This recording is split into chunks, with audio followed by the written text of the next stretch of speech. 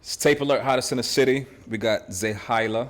Did I say it correct? Zehailah. You're Zehailah. close. How you feeling today? I'm great. How are you? I'm doing good, doing good. What was it like growing up in Providence, Rhode Island? Well, I was actually born and raised in East Providence, but Rhode Island's so small. Like East Providence and Providence is right next to each other. Like my street literally connects to downtown.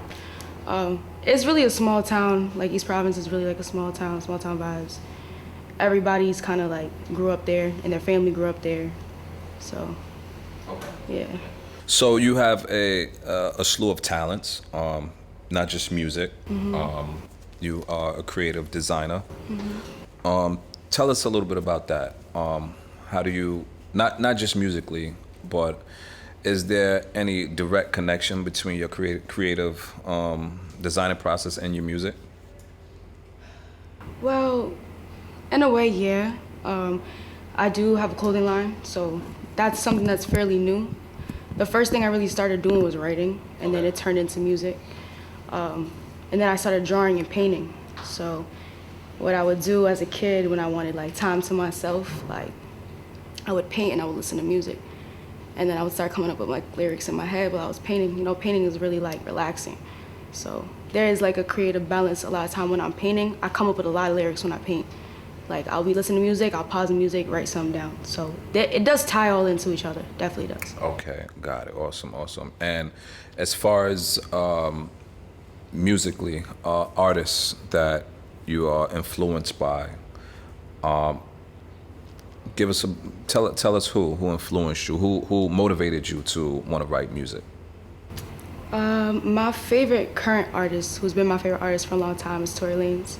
Okay. So I have a heavy Tory influence, but hip hop and R&B was honestly not my first genre.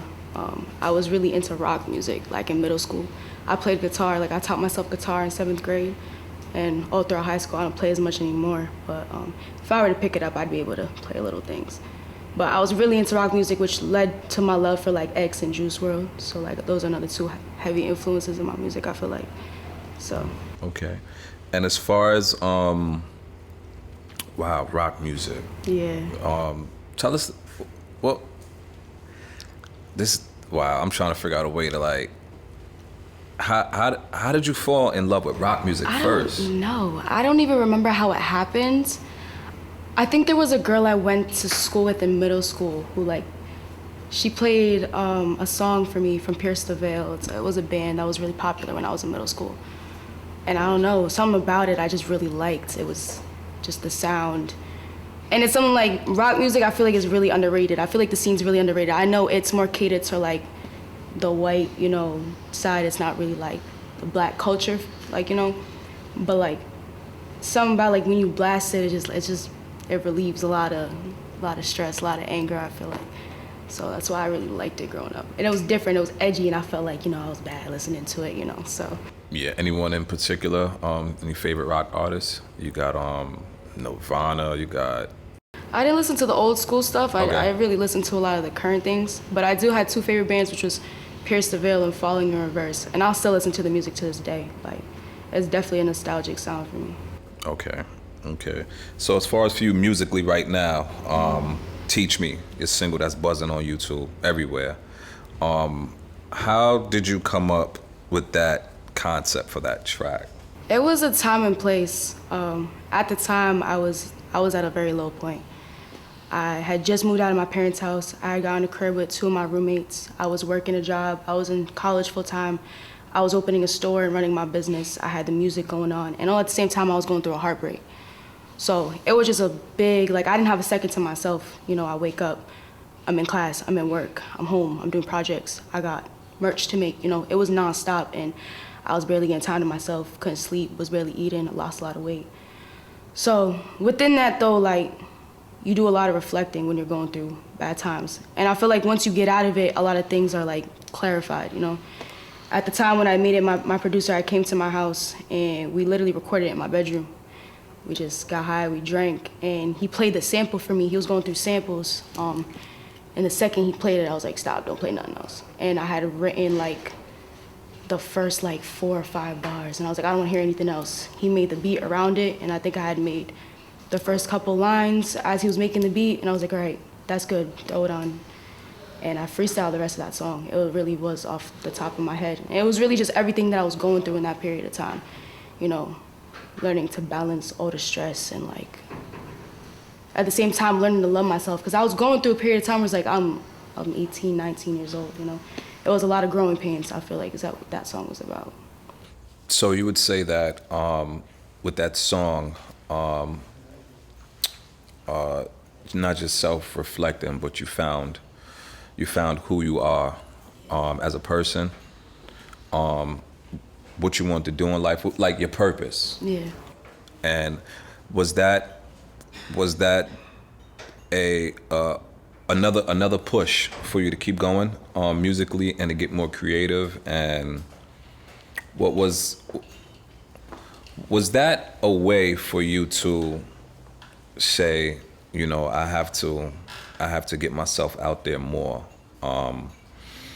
and you just toughened up, you gained a lot of strength within your spirit? Would you say that? Yeah, that song was honestly a really pivotal moment. I think that's something a lot of people don't realize. That song was a pivotal moment. Right, which is why I asked about that song in particular, because I hear it in there, but I'm just trying to get to the punch of it.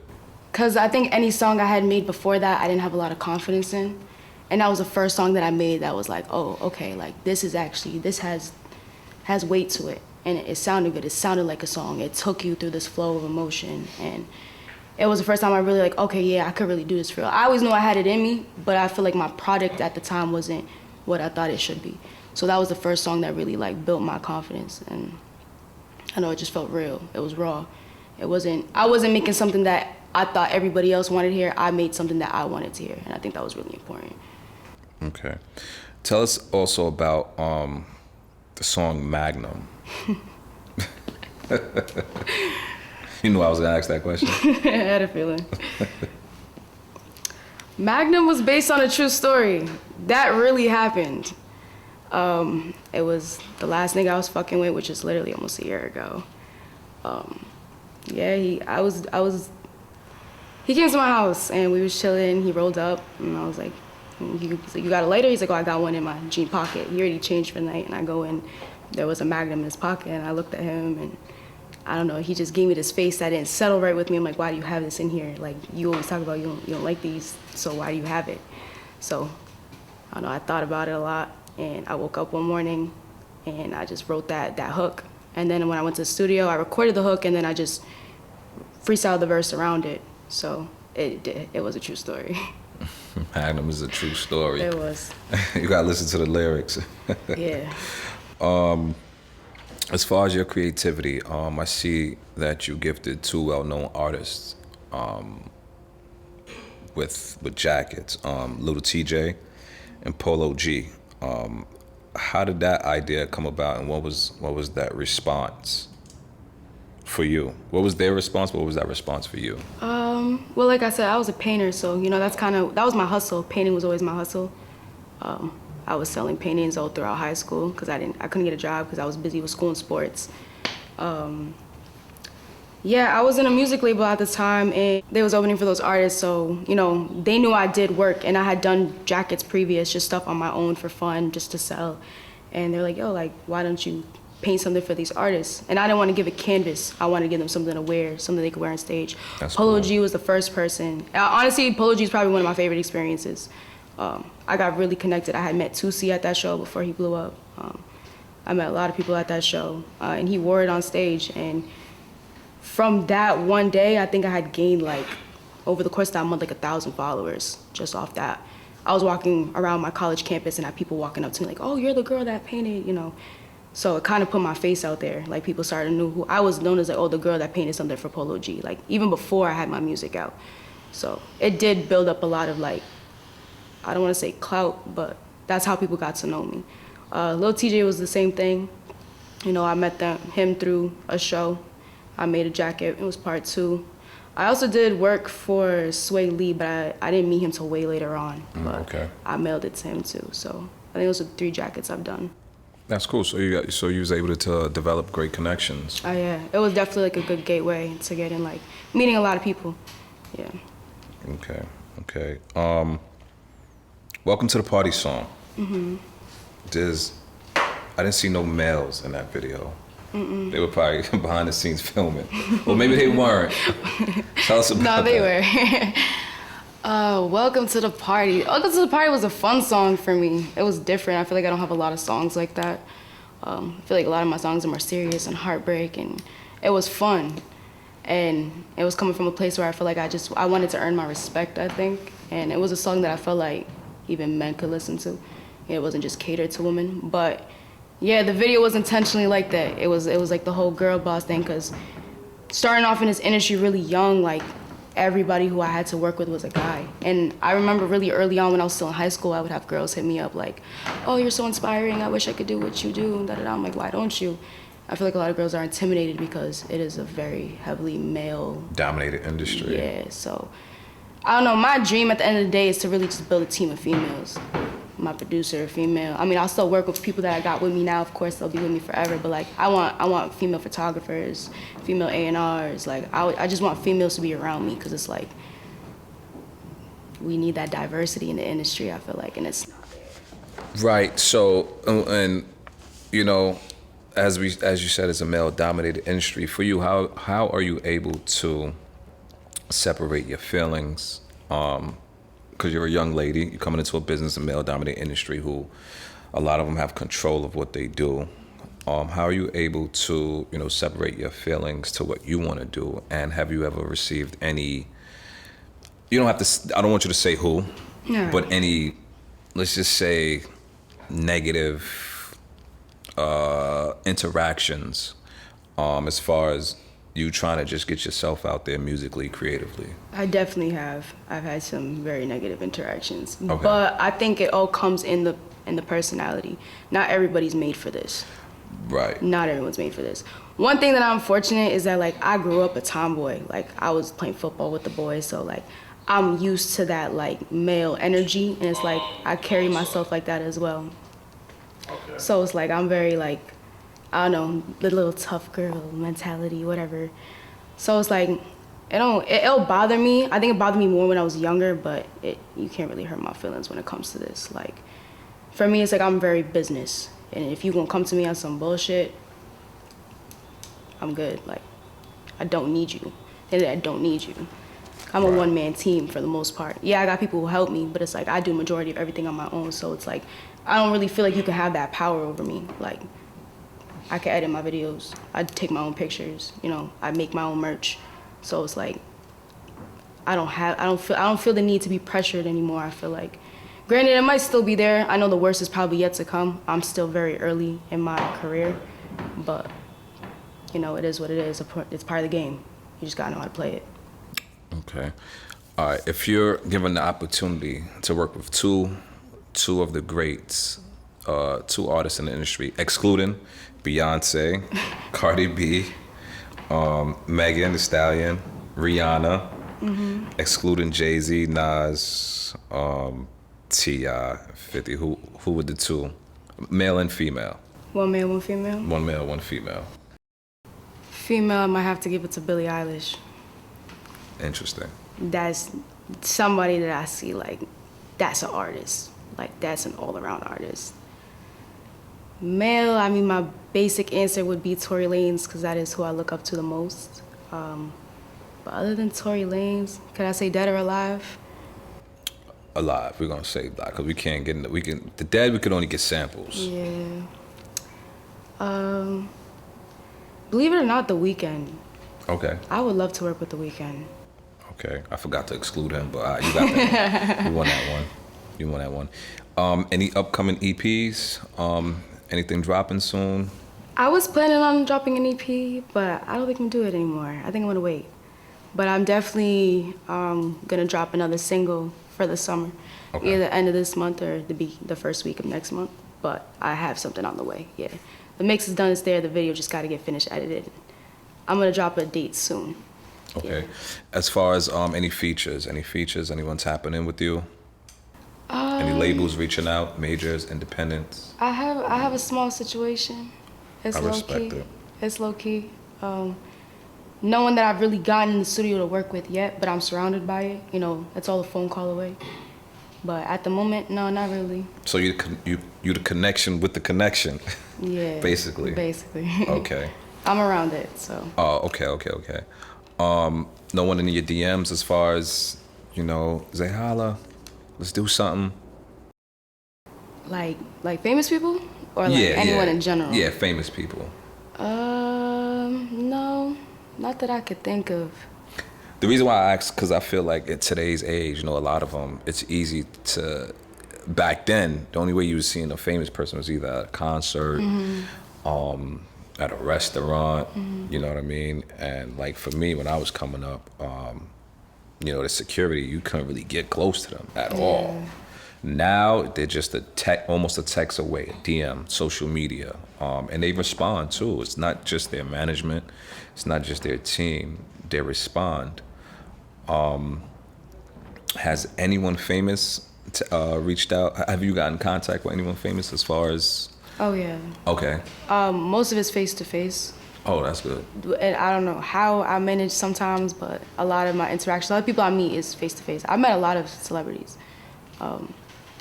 Yeah, there's some that I could even text and they would answer, Okay. But I always keep it low, like, if anything happens, it happens, but I keep my connections close. I understand. Yeah. I understand. Any singles you plan on putting out anytime soon?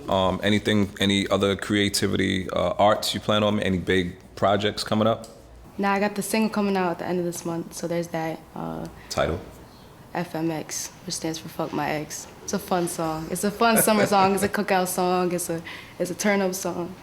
Right now, I'm in the process of I have a physical store location for my brand. Okay. So I'm in the process right now of opening my new location, Cillian's. With that is going to be like another mini collection. Definitely a lot more clothing collections as soon as that store gets open.